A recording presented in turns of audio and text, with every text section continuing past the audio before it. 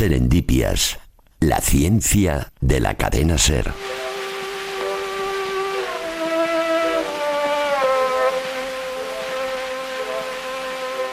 Hace unos 117 años, la primera retransmisión de radio abandonó la Tierra atravesando el negro espacio a la velocidad de la luz. Aquella señal de Reginald Fessenden está ahora a 122.986.869.265.000 kilómetros. ¿A cuántas civilizaciones habrán bañado ya las ondas de Reginald? Glory to God in the highest, and on earth peace, goodwill toward men.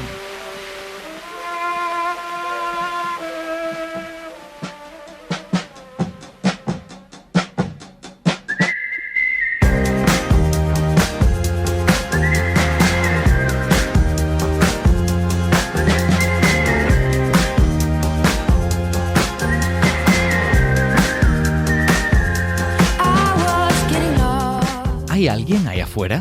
La verdad es que no tenemos ni idea, pero ¿por qué no?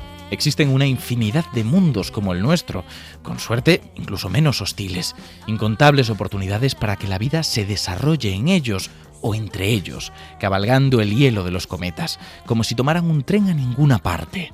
Ahora bien, una cosa es que haya vida y otra muy distinta que esa vida nos haya visitado en platillos volantes. Ahí están los grises de la cuestión, entre la credulidad y el escepticismo más radical.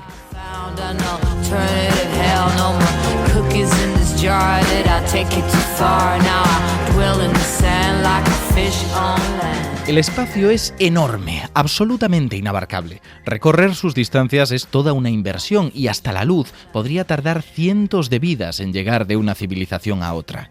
Incluso si hay vida ahí afuera, incluso si esa vida es compleja y ha desarrollado algún tipo de inteligencia, aunque haya formado una civilización tecnológica y conozcan los secretos del viaje interestelar, a pesar de todo eso, tendrían que encontrar una aguja en un pajar y después llegar hasta ella en un periplo de proporciones jamás vistas, porque tal vez no estemos solos, pero sí muy lejos.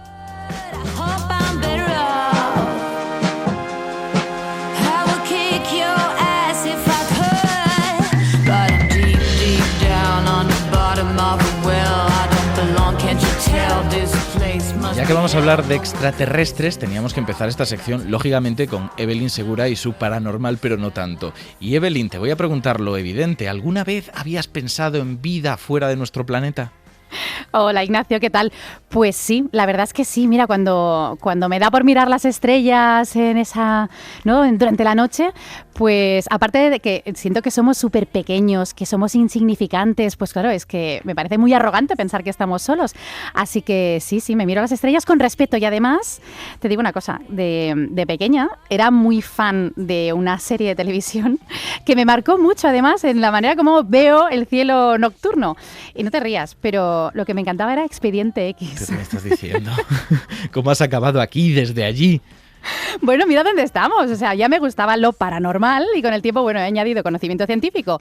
Pero no tanto, ya que estamos en Serendipias, ¿no? Claro, desmintiendo. Pero bueno, sí, exacto. Pero la cuestión es que sí, la verdad es que me alucinaban los fenómenos que exponían en esa serie, las teorías esas conspiratorias, pero sobre todo me flipaba la historia esa de la abducción de la hermana de Fox Mulder. Uh-huh. Y sobre todo cuando explicaban que, bueno, que sí que había muchas cosas inventadas, pero había una base real.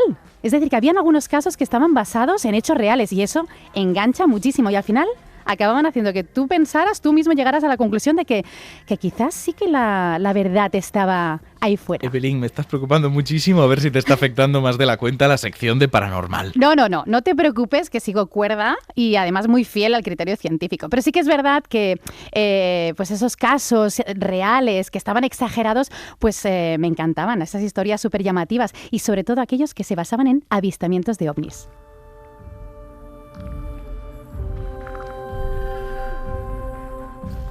No todos los misterios nacen de incunables cubiertos de polvo. Algunos no se esconden en bajorrelieves ahogados por la arena ni en leyendas tan antiguas como nuestra civilización. Algunos son modernos, y en 1947 Kenneth Arnold plantó la semilla de la ufología. Aquel piloto americano había visto unos objetos volantes que no logró identificar, y la prensa se hizo eco de sus palabras. volaban erráticamente como un plato lanzado al agua. Y aunque nada dijo de su forma, muchos pensaron que no solo se movían como platos, sino que se parecían a ellos. Tras la atención mediática, los avistamientos empezaron a propagarse como una epidemia, de estado en estado y de país en país. El mundo había abierto los ojos a los platillos volantes.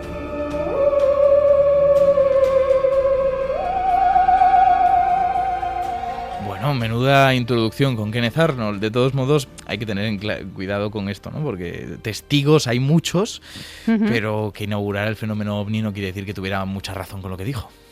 No, de hecho, bueno, primero que ya lo de ovnis se nos ha quedado un poco antiguado porque ahora se les llama FANIs, es decir, fenómenos aéreos no identificados, porque así parece ser que lo engloba un poquito más a todo eso que se observa y no se puede explicar.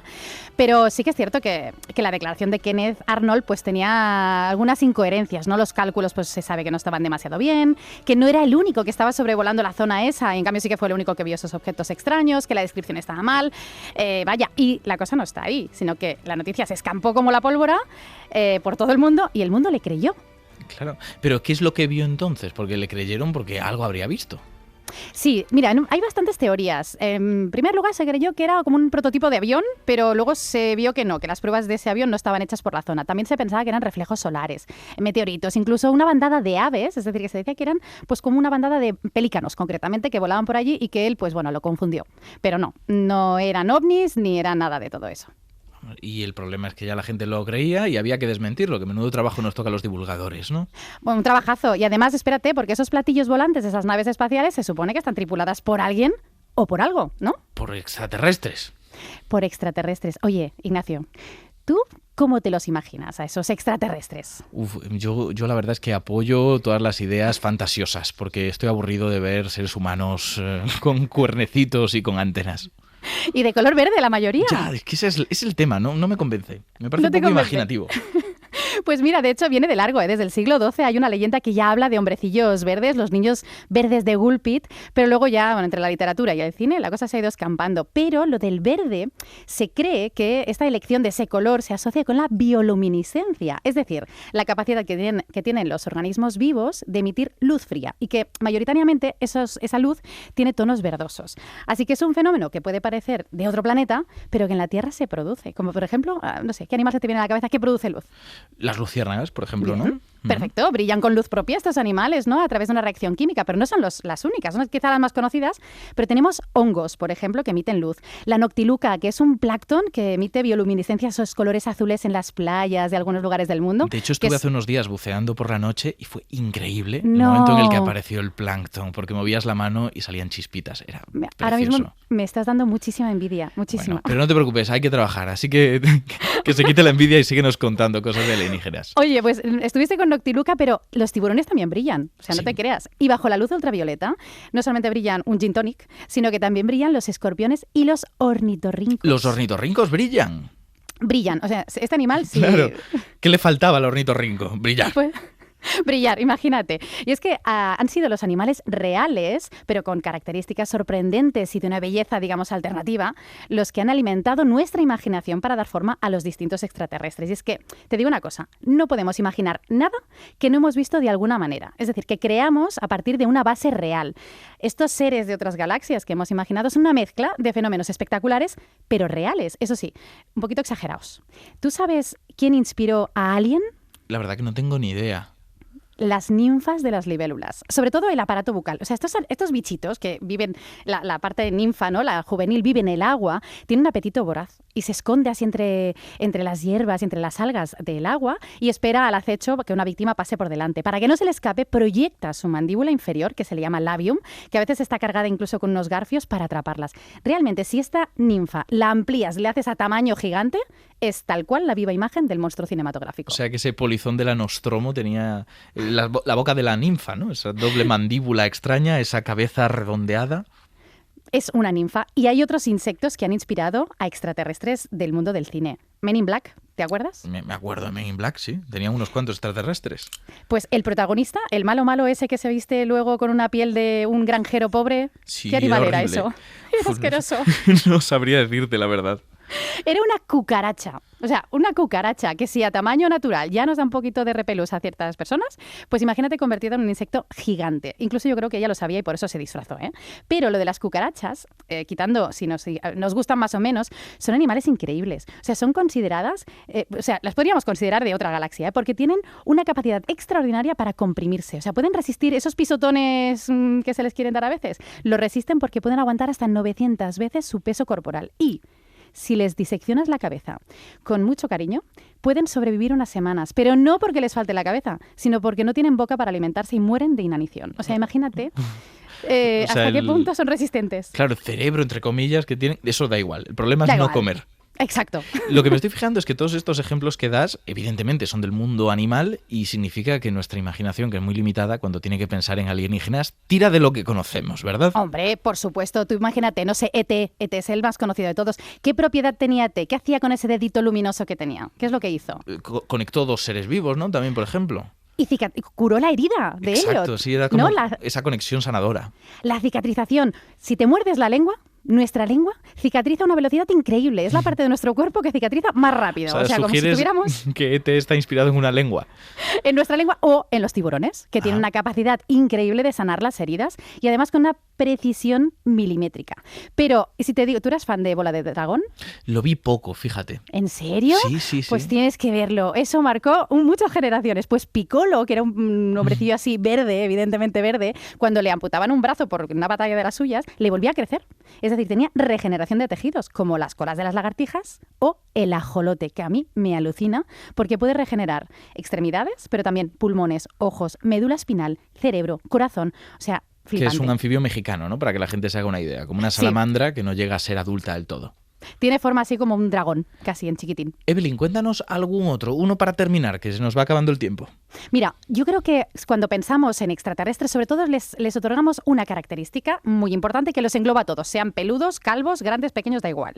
Y es la inteligencia. Pero, ¿cómo medimos la inteligencia de los animales? Pues es súper complicado. Pero si hay uno de los animales que destacamos por su inteligencia, evidentemente serían los cetáceos, los chimpancés, pero también animales que viven bajo el agua, como los pulpos.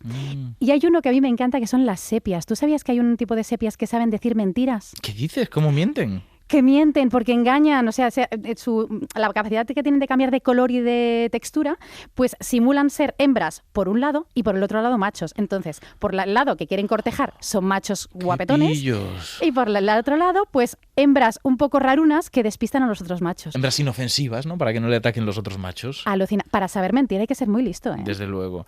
Pues Evelyn, muchísimas gracias, porque para saber mentir hay que ser muy listo, pero para hacer esta sección también. Y ha sido fantástica. Un placer. Hombre, yo hago un llamamiento para que queramos más a los animales que tenemos en la Tierra, porque quizás no son extraterrestres, pero son extraordinarios. Totalmente. This is ground control to Major Tom. You've really made the grade. And the papers want to know whose shirts you wear. But it's time to guide the capsule if you dare. This is Major Tom to ground control. I've left forevermore. And I'm floating in a most peculiar way. No diré que es mejor que la original, pero yo creo que la he escuchado muchas más veces. ¿No crees, Héctor?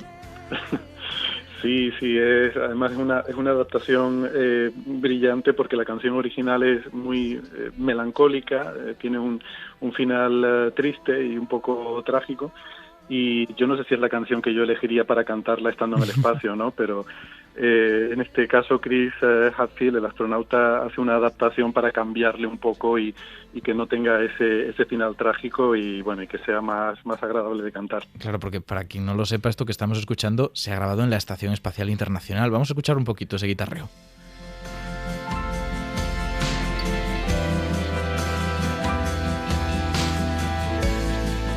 Y la otra aclaración que teníamos que hacer es quién es esa voz que nos ha respondido y nos ha ilustrado sobre lo que estábamos escuchando, porque hablamos con Héctor Socas. Héctor Socas es doctor en astrofísica, investiga en el Instituto de Astrofísica de Canarias y aparte es director del Museo de Ciencia y el Cosmos de Tenerife, porque tiene mucho tiempo y decide dedicarlo a todo lo que tenga que ver con ciencia, ya sea divulgar o ya sea investigar. Héctor, muchísimas gracias por estar con nosotros. Muchas gracias por invitarme, un placer. Vamos a hablar de una cosa que a mucha gente chocará. Ya saben que el programa de hoy va sobre vida extraterrestre, pero no vamos a hablar de hombrecillos verdes. Eso lo hemos dejado totalmente claro. Entonces, lo que me gustaría saber es, aunque nosotros lo hayamos dejado claro, Héctor, cuando tú le hablas a la gente del SETI, de la búsqueda de tecnomarcadores, de todos estos temas, ¿te miran con la cara de ya me está hablando un ufólogo? Bueno, un poco sí, porque es un tema que también tiene su vertiente popular, un poco pervertida, y con esto yo creo que es inevitable cuando se trata de algo que apela a la naturaleza humana de forma tan profunda como la búsqueda de vida extraterrestre. Es una pregunta tan vieja y tan profunda que la llevamos ahí clavada como una astilla. Y eso es inevitable que también trascienda al imaginario popular, ¿no? Y entonces, bueno, es un poco el faranduleo cósmico es inevitable como consecuencia del hecho de que sea algo que interesa a la gente y es el lado bueno. Fíjate la anécdota, justo hace una semana vengo ahora de un viaje a Estados Unidos para una conferencia en la que se hablaba mucho sobre vida extraterrestre, y al entrar al país, a Estados Unidos, el agente de inmigración me preguntó que cuál era el propósito de mi visita. Ya me lo imagino. Claro, yo le digo, bueno, voy a una conferencia científica, entonces, bueno, a veces te preguntan cosas, ¿no?, para ver si tienes claro de lo que estás hablando o te lías con algo, ¿no? Igual es que le interesa mucho la astrofísica, por eso te pregunta, ¿no? Bueno, en aquel momento no sabía de qué era, pero me preguntó, ¿y de qué es la conferencia? Digo, no, es sobre astrofísica. Y dice, a mí me gusta mucho la astrofísica, ¿y de qué van a hablar? Digo, bueno, sobre todo sobre búsqueda de vida en el universo. Entonces me quedé así mirando y dice, ¿ya han encontrado algo? Digo, no, todavía no. Y me mira y dice, ¿seguro no estará intentando infiltrar un alien ilegalmente en el país? Pero qué maravilla. Hace el juego de palabras, o sea, fue brillante el hombre, ¿no? El juego de palabras de que alien es también el término que usan en inglés para referirse a un inmigrante, ¿no? Claro. Puede ser illegal alien, un inmigrante ilegal, o un inmigrante legal, como era mi caso, ¿no? Y luego apostilla, dice, porque en ese caso habría que llamar a los Men in Black, habría que llamar a los hombres de negro. Pero madre mía, o sea, tú entraste en Estados Unidos por la puerta grande con eso. Ya entras ya, vamos, aterrizas de pie. Totalmente. Aterrizas en perfectamente vertical, ¿no? Como un platillo volante. Bueno, voy a preguntarte lo que todo el mundo se estará preguntando a estas alturas. Si es de acuerdo, sabemos que la cosa no va de ufología, pero entonces, cuando hablamos de SETI, ¿de qué hablamos exactamente? ¿Por qué decimos que esto es científico y lo otro no? Bueno, SETI no es un proyecto, no es una institución. SETI es, si queremos, una línea de investigación científica. Uh-huh. SETI son las siglas en inglés de la expresión que en inglés corresponde a búsqueda de inteligencia extraterrestre. Y es un término que se acuñó cuando comenzó la búsqueda científica de inteligencia extraterrestre, que fue en torno a 1960, y se utiliza para describir ese campo de investigación. Ya se ha quedado un poco antiguo y un poco estigmatizado, y entonces ya no se usa tanto porque digamos que ha calado mucho en la cultura popular, tiene muchas connotaciones y se empieza a hablar de otra forma. Pero bueno, a mí me gusta seguirlo reivindicando como, bueno, parte de la historia científica. Uh-huh. Pero la distinción es que es una búsqueda científica utilizando los métodos de la ciencia y las herramientas, sobre todo de la astrofísica, ¿no? Es lo que es importante aquí remarcar. Uh-huh. Y claro, es más difícil y más aburrido que inventarse historias, ¿no? Pero bueno, el rigor exige que a veces las cosas tengan que ser un poquito más aburridas de lo que nos gustaría. Y te iba a decir, es aburrido entre comillas por el simple hecho de que ante cualquier cosa que no tenéis clara no empezáis a gritar alienígena. Simplemente decís, vamos a hablar con rigor, esto es algo que o todavía no entendemos, o posiblemente sea esto otro, pero en ningún caso vamos a pensar en este momento en vida extraterrestre, ¿no? Claro, es importante y hay una especie de decálogo, ¿no?, de protocolo de cómo debe actuar un investigador de SETI en el caso de que tenga sospechas de que realmente ha tenido éxito en su búsqueda y ha podido detectar algo que sea de origen realmente artificial alienígena.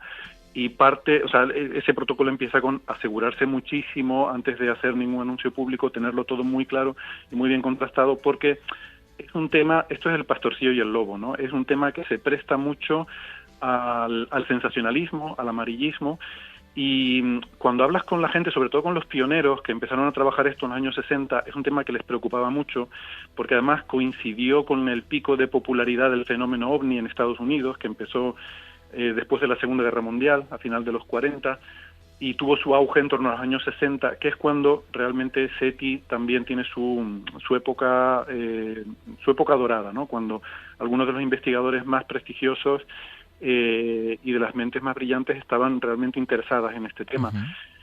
Y les preocupaba mucho la confusión que pudiera generar y sobre todo el efecto perjudicial a que pudieran dar lugar las falsas alarmas, y de hecho yo creo que efectivamente toda la superstición y lo paranormal que empezó a envolver el tema de los extraterrestres, creo que perjudicó mucho reputacionalmente al campo, y eso junto con la falta de resultados hizo que acabara habiendo una especie de decepción y de declive en el interés por este tema.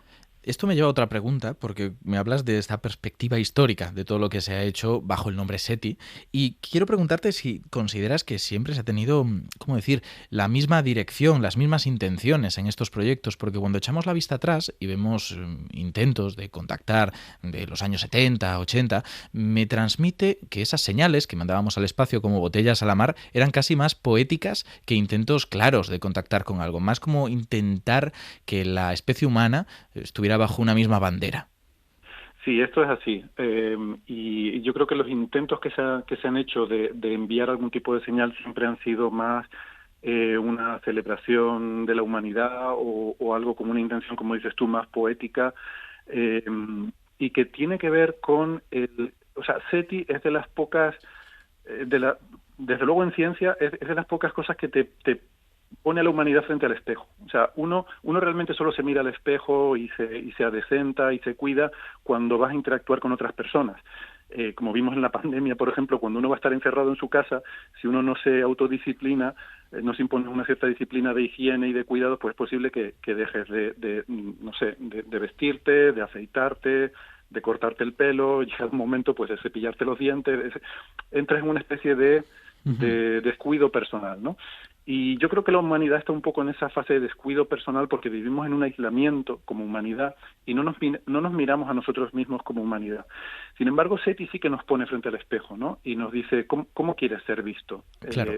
Porque esto es algo que todos los investigadores de SETI, que lo ha habido a los dos lados del telón de acero, hubo un programa SETI soviético en paralelo con el estadounidense, hubo puentes, hubo comunicación, colaboración, porque SETI es algo que es una empresa humana, no es algo que pueda hacer un país ni un grupo, es algo que hace la humanidad.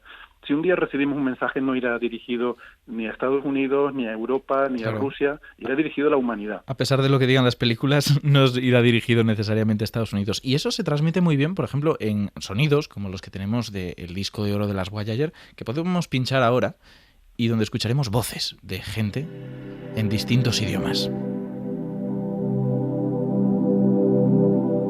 Oiknis poteste chairete, airenikos pros filus eleluthamen filoi. Paz e felicidade a todos. Paz y felicidad a todos, en muchísimos idiomas, con ese símbolo de unión. Pero, Héctor, tengo otra pregunta que hacerte, porque cuando hablamos de esa búsqueda de vida extraterrestre, normalmente no nos referimos solo a vida, ¿no? Estamos hablando de búsqueda de una civilización. No buscamos pequeñas bacterias a través de SETI y estas señales, sino algo que pueda interpretar nuestro mensaje y tal vez responder. Sí, eso es lo que distingue a SETI del otro, de lo que es hoy en día el gran campo, yo creo, el gran anhelo de la astrofísica, que es la astrobiología, el encontrar vida extraterrestre. Eso ahora mismo es un campo que está en pleno auge y en una efervescencia total, pero es la búsqueda de vida, y asumimos que esa búsqueda de vida resultará, con suerte, pues tendremos éxito y lo veremos a lo largo de nuestra vida quizás, como digo, si hay suerte, pero hay una cierta gestión de las expectativas en el sentido de que probablemente estaremos hablando de descubrir que en un exoplaneta a, decenas de años luz, hemos encontrado evidencia en la atmósfera de algún biomarcador, Claro. probablemente provocado por la presencia de algunas bacterias, de microorganismos. O sea, alguna molécula que sepamos que está muy unida a la vida y que no estaría presente de esa manera si no hubiera vida en el planeta, ¿no? Exacto, y viendo la historia de la vida en la Tierra, que tú además, Ignacio, conoces muy bien, seguramente si yo te digo que te imagines un instante al azar de la vida en este planeta y que cojas un biomarcador de la atmósfera, algo que indique que hay vida en esa atmósfera, seguramente te traerá a la mente la presencia de algún microorganismo, Sí. más que de... Entonces, eso es la astrobiología. O sea, probablemente encontraremos evidencia de que algún microorganismo está haciendo fotosíntesis o está haciendo algún proceso metabólico en algún mundo extraterrestre, Claro. y sería una cosa maravillosa e increíble.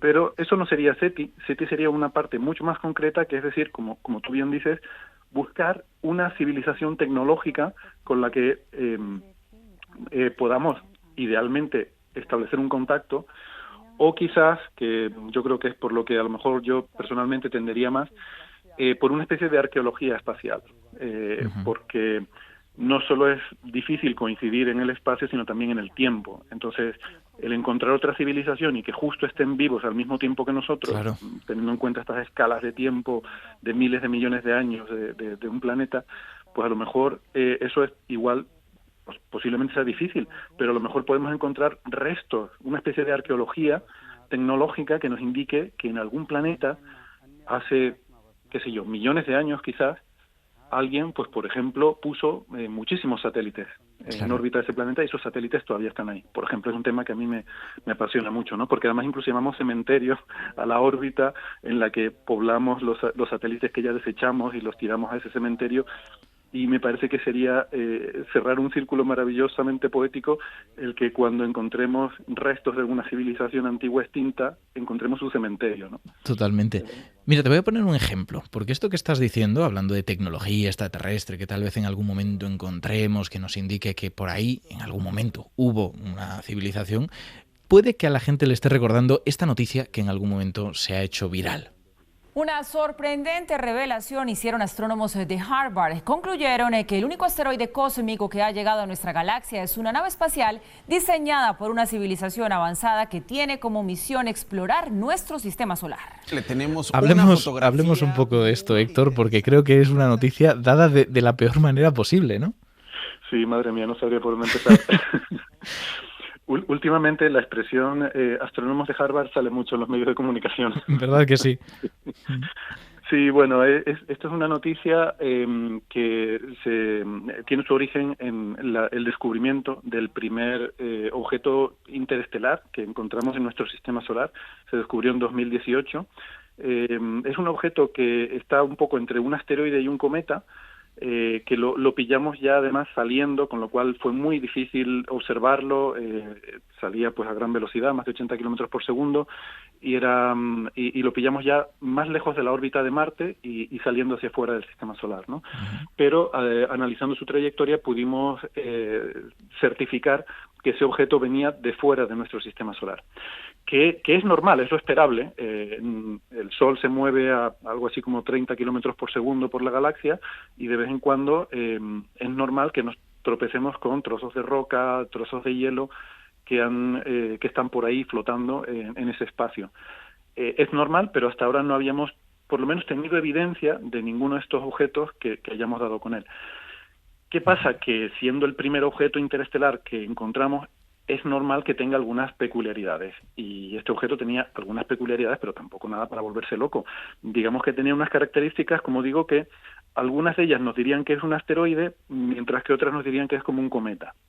Pero en ningún caso estamos hablando de un pedazo de acero con remaches que se ha mandado a propósito al espacio.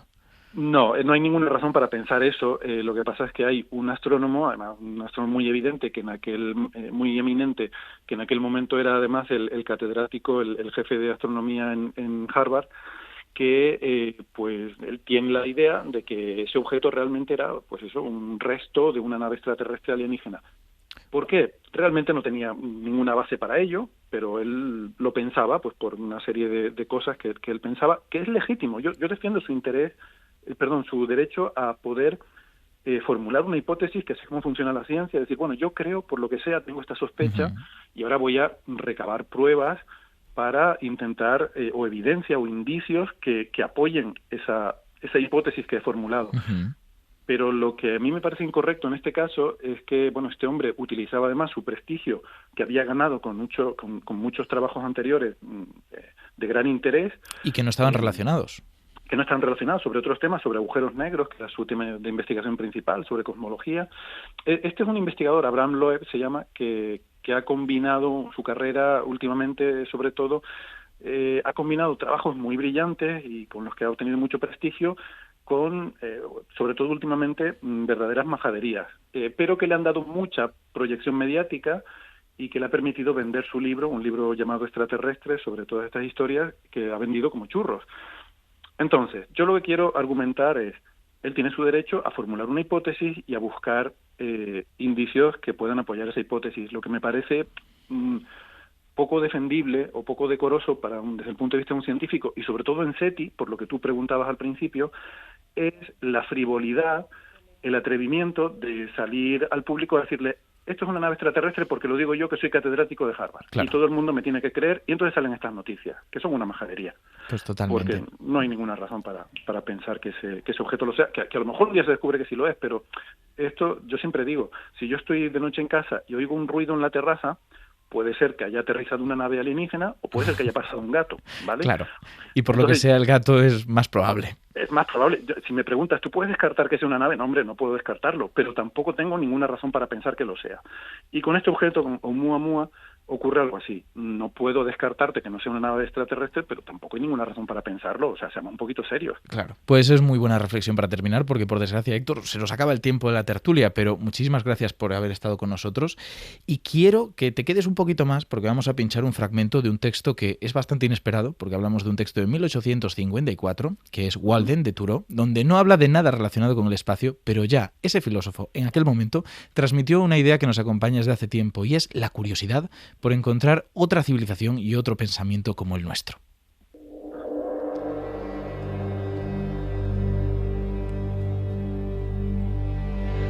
Podríamos poner a prueba nuestras vidas de 1000 maneras sencillas. Considerar, por ejemplo, que el mismo sol que madura mis judías ilumina a un tiempo un sistema de planetas como el nuestro. ¿De qué maravillosos triángulos son vértices las estrellas?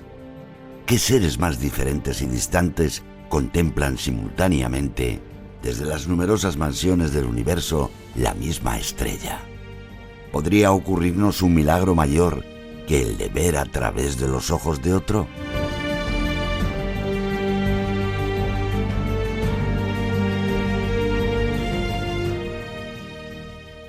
Serendipias, con Ignacio Crespo.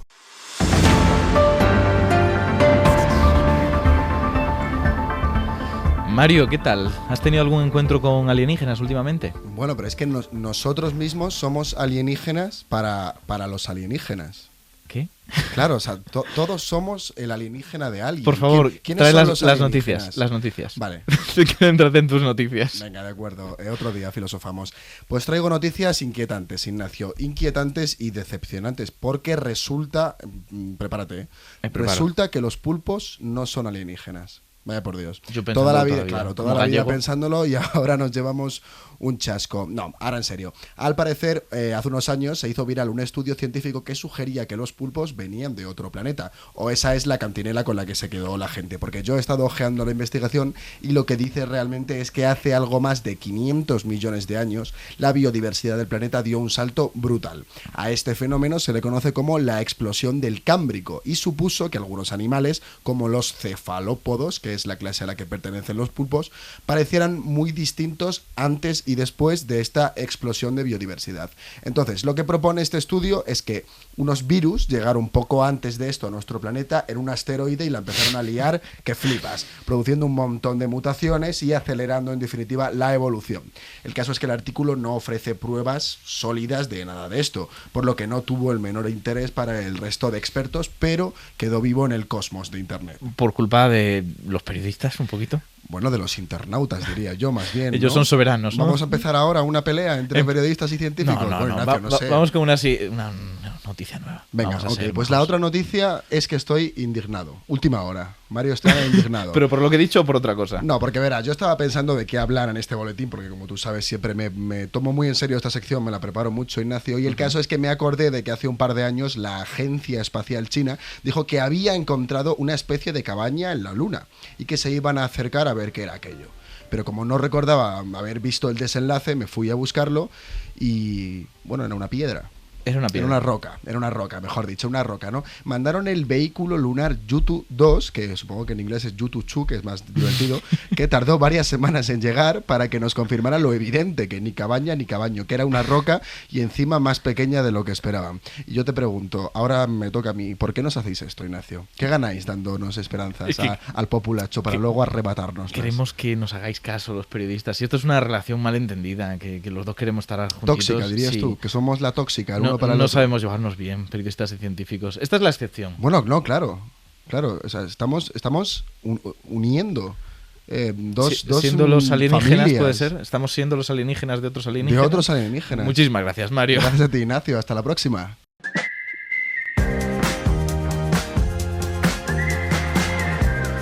Experimentos mentales con Arcadi García.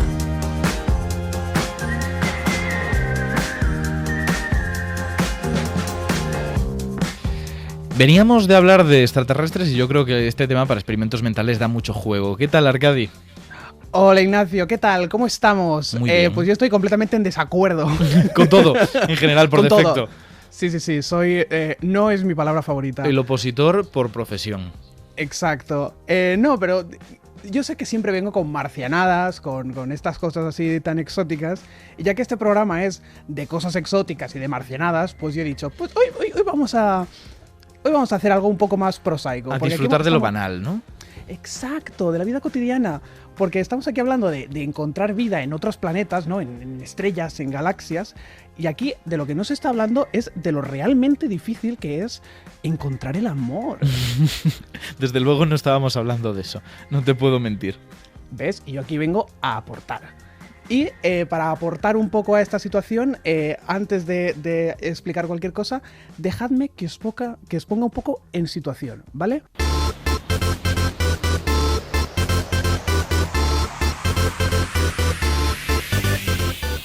Érase una vez, en la ciudad de Madrid, un guapera solterón llamado Fermín. El chico era atractivo, tenía dinero, así que no entendía por qué seguía soltero. Recorría los bares, el Tinder y todo lo que se le asemeja, pero jamás hallaba una churri, un chorbo, pareja. Que, a ver, él era muy consciente de que es probabilísticamente extraño hallar pretendiente. Piensa en cuántas personas viven en esta ciudad. ¿Cuántas están ya pilladas? ¿Cuántas tienen su edad? ¿A cuántas les gustan los tríos y querrían tener un crío? ¿Cuántas personas comparten sus gustos?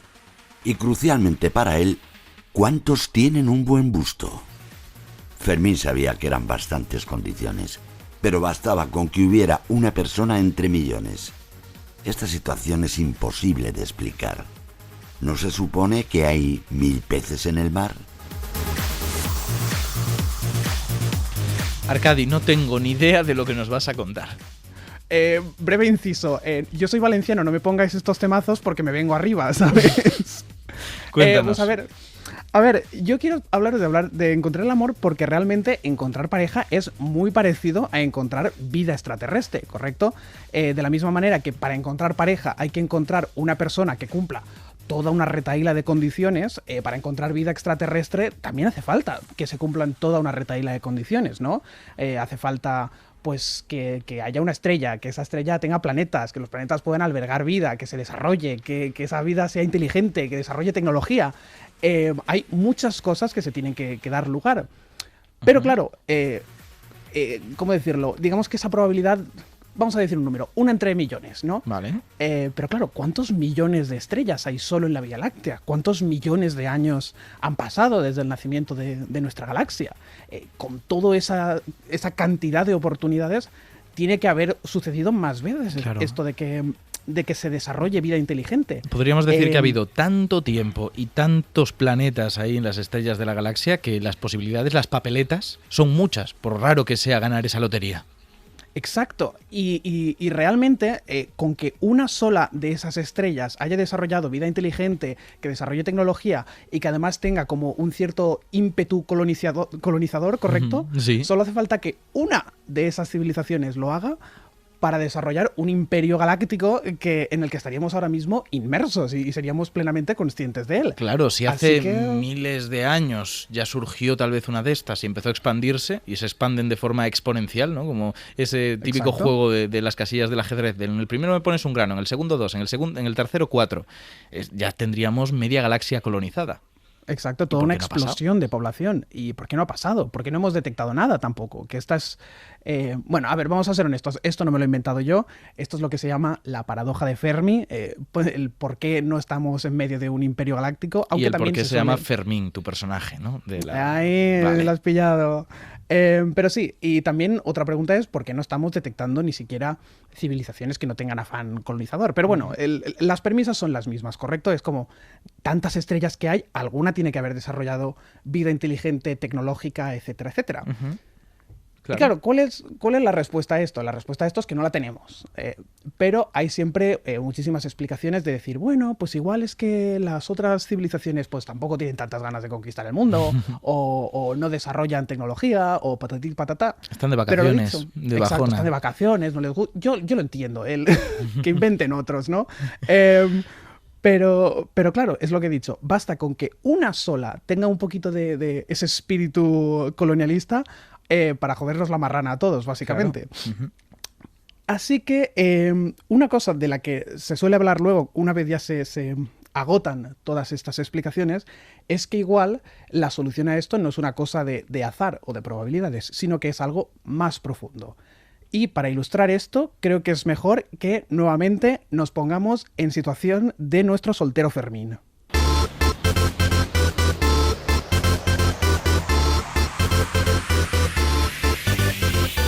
Fermín seguía soltero contra su voluntad, pese a que había 1000 peces en el mar. Pero lo que igual no había considerado es que él los había espantado. Y es que da igual cuántos peces haya. Si eres soso, egoísta, pura morralla, porque la probabilidad no es un remedio para una mala personalidad. Pero bueno, esto es feísimo para Fermín lo que le has dicho. Bueno, a ver, el que tiene la sangre de horchata tiene la sangre de horchata, no es culpa mía. Pero bueno, a eso me refiero. Igual existe el problema de que nuestras concepciones de base son erróneas, ¿correcto? En plan de, igual nosotros no estamos viendo ninguna civilización porque pues igual nos quieren dejar en paz un rato, como hacemos nosotros con muchas tribus indígenas. O igual, y esto es lo que se llama en círculos de vida extraterrestre el gran filtro, es que hay una cierta etapa del desarrollo de vida inteligente tecnológica en el que muchos organismos caen y no son capaces de progresar. Nosotros hemos llegado hasta el desarrollo de tecnología, es posible que nos expandamos hacia las estrellas, o igual no, y hay gente que especula que ese gran filtro sea pues que nos vaya mucho la jarana y terminemos en una aniquilación total de la especie, en una guerra nuclear o cualquier cosa. Como si estuviéramos condenados, todas las formas de vida inteligente, en algún momento autoaniquilarnos, ¿no? Exacto, un poco eso. Pero lo dicho, como de momento somos la única muestra que tenemos de vida inteligente, tampoco es algo que podamos decir con tremenda seguridad. Claro, no podemos saberlo con... Perdón, voy a repetir. No podemos saberlo con seguridad, pero suena bastante plausible, ¿no? Sí, a ver, plausible suena, pero nuevamente, lo importante en todo esto, no tenemos ni idea, estamos operando a partir de un conjunto muy incompleto de datos y todo lo que nos digan en este aspecto es literalmente lo mejor que podemos tener con estos datos. Especulaciones. Pero bueno, la moraleja de todo esto, que antes de preguntarnos que por qué estamos solos en el universo, igual es momento de preguntarnos si estamos haciendo algo para que el universo nos quiera dejar solos. Claro, antes de encontrar pareja hay que arreglarnos a nosotros mismos, ¿verdad? Ahí estamos. Pues nada, vamos al psicoterapeuta espacial. Muchísimas gracias, Arcadi. A ti, Ignacio. Un abrazo. Moure oye voces.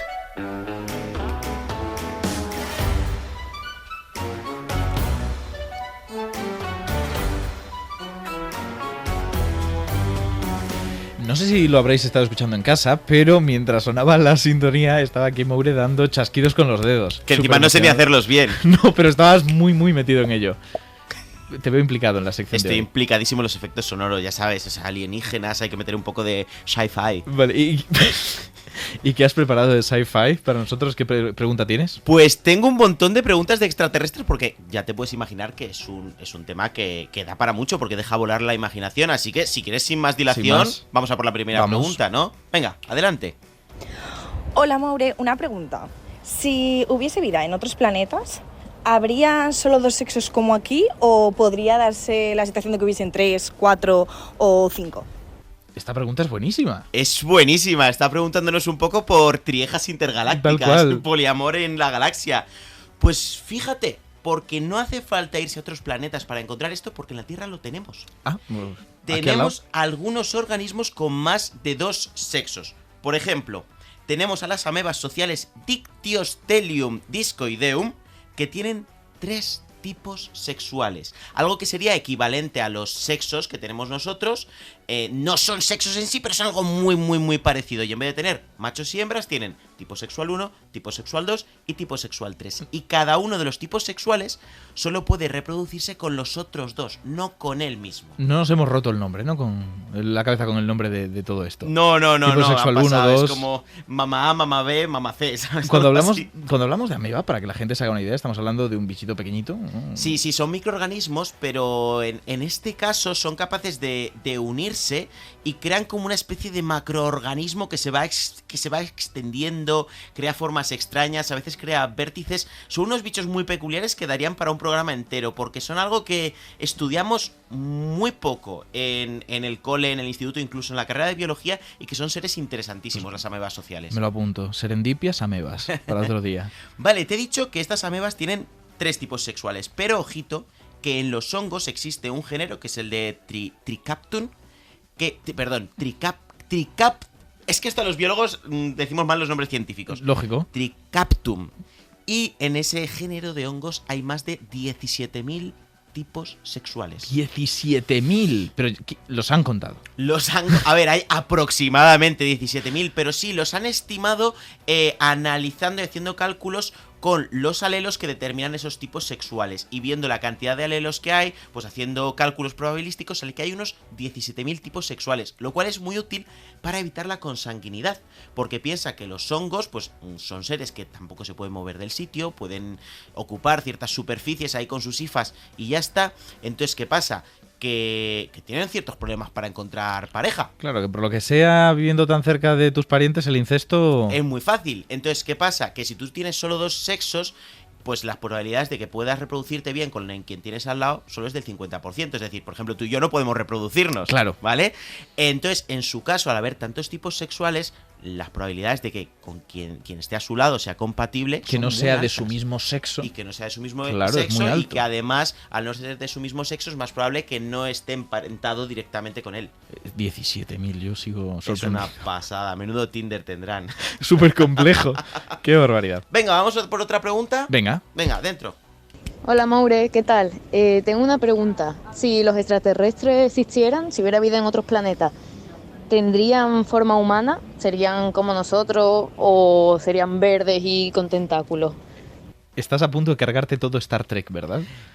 Podría ser. Es que aquí estamos ante una pregunta que se genera porque en la ciencia ficción es muy habitual que los extraterrestres sean humanoides. O sea, aquí la pregunta es, ¿extraterrestres humanoides sí? ¿Extraterrestres humanoides no?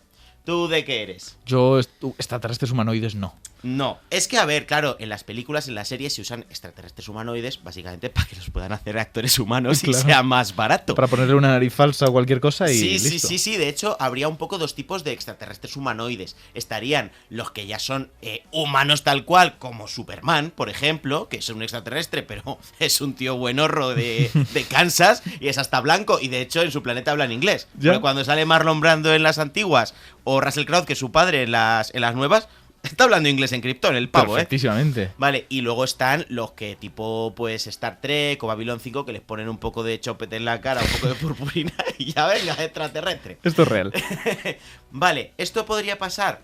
Pues depende. A ver, es que, por ejemplo, vamos a poner el caso de Superman. Superman viene de otro planeta con otras condiciones. Los humanos tenemos estas características porque hemos evolucionado a lo largo de millones y millones y millones de años en las condiciones de la Tierra, a lo que se suma azar, catástrofes y un montón de cosas más, pero hemos evolucionado acorde a la Tierra. Pero son las soluciones que a través de la evolución se han encontrado para los problemas que hay aquí. Aquí, exactamente. Pero es que Krypton, ya si te pones un poco friki, Krypton, los que somos frikis sabemos que es muy diferente. Krypton, por ejemplo, tiene más gravedad que la Tierra. Cuando vienen los kryptonianos a invadir la Tierra, básicamente intentan aumentar la gravedad de la Tierra para que se parezca a la de Krypton. Si Krypton tiene una gravedad mayor, pues los kryptonianos tendrían que ser bastante achaparraos. Claro. Y fortachones, anchotes, serían un poco, pues en vez de hacer de Superman Henry Cavill, tendría que hacerlo Danny DeVito. Estaba pensando en Danny DeVito, tal cual. O yo. También su planeta orbita en un sol diferente, en una enana roja. Tienen mucha menos luz. Por tanto, tendrían que estar adaptados a la falta de luz. Tendrían los ojos muy grandes. Es decir, achaparrados y con ojos grandes. Serían como un Funko Pop. Y luego ya, pues... o sea, esto ya yo lo veo imposible. Que sean como Superman. Que sean humanos tal cual. Luego, los que son un poco diferentes, así tipo Star Trek, hombre, con la de miles de millones de planetas que hay en el universo, quizá alguno de la casualidad de que se parezcan. Pero, que se parezcan en algo a nosotros o a seres que hay en la Tierra, eso sí que podría ser. Vale. Porque nosotros en la Tierra conocemos el fenómeno de la convergencia evolutiva, que es cuando dos organismos desarrollan la misma solución ante el mismo problema. Claro, porque los problemas también son parecidos al estar en el mismo planeta. Exactamente. Han evolucionado para tener esas características por separado, en ramas diferentes de la evolución, pero han desarrollado esa característica similar. Por ejemplo, la coloración de las orcas y de los pingüinos. Ah, claro, que tienen como el vientre blanco y la espalda negra. Y la espalda negra es una adaptación para camuflarse en el mar. O, por ejemplo, otra convergencia evolutiva que me gusta mucho es, ¿has visto alguna vez estas mariposas nocturnas que se parecen a un colibrí? Sí, las esfinges colibrí. Las esfinge colibrí. Hay mucha gente que se piensa que son colibrí, pero no lo son mariposas. O, por ejemplo, otra que me gusta mucho es el ojo. El ojo de los mamíferos, bueno, o de todos los vertebrados, es muy similar al de los calamares.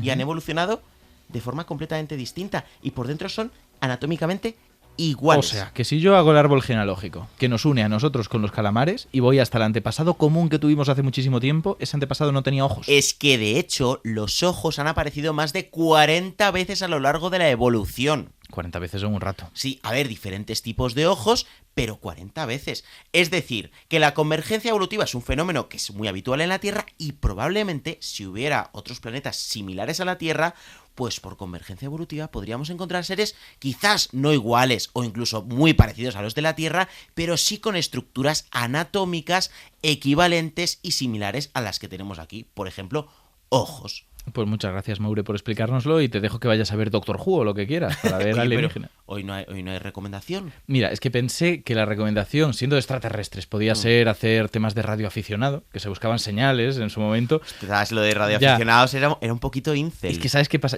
Yo no he hecho temas radioaficionados jamás. ¿Tú has hecho? Porque somos muy jóvenes, porque el chat de Terra mató la radioafición. Pues por eso no lo recomiendo, por lo que sea. Así que nada, Maure, muchísimas gracias. Muchas gracias.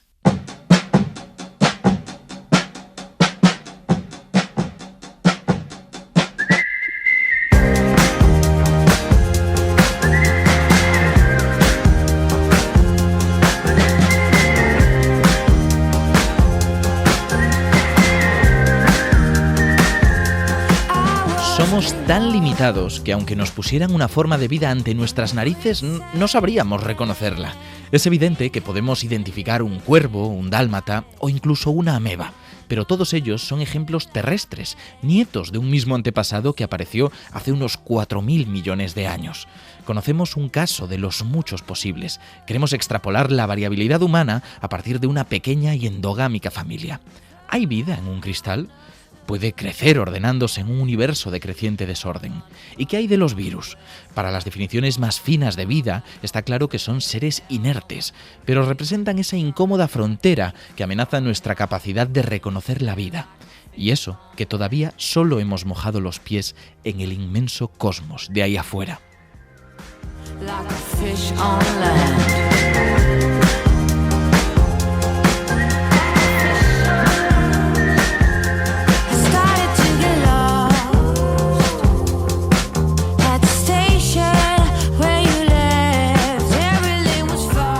Serendipias con Ignacio Crespo. Without this